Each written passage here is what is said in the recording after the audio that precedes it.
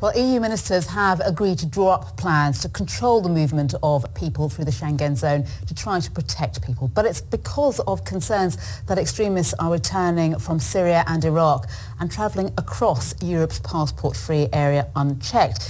But can these plans work, and will it spell the end of border-free travel? Well, I'm joined by Bob Milton, who was previously in charge of security at the UK's ports. He's now a professor of Counterterrorism and Homeland Security at Bay Path University in Massachusetts. He joins me from Caterham. Good evening, it's great to have you with us. Now, looking at these plans in details, they go against, fundamentally, the Schengen rules. Does this mean that there is no future for the Schengen agreement? I think you can say that. I think Schengen is now dead in the water, and probably quite rightly too. The UK has never been a lover of Schengen. It's always maintained its own borders, and clearly the threat from violent extremists moving across the whole of Europe is so high now that individual countries will want to have their own border controls. But changing the rules is a painstaking process, isn't it? I mean, we know, for example, there were previous efforts after the Charlie Hebdo massacre to change things, but they stalled. So how feasible is it that we can see change?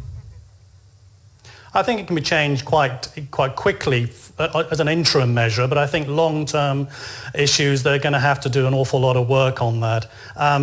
Simply, if the refugee crisis and everything else, the whole of the policy on European borders needs to be looked at again. I don't think any country now can rely on having a border control by other countries in the European Union. The problems we had, for instance, with Greece and Italy, just simply being overwhelmed by the numbers trying to come in.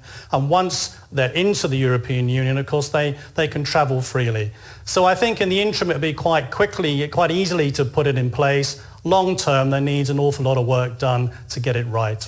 Indeed, getting it right is a tricky thing, isn't it? Because it's that balance, particularly at the moment, between the migration crisis and fulfilling our humanitarian obligations, and also controlling the movement of terrorists in and out of the EU.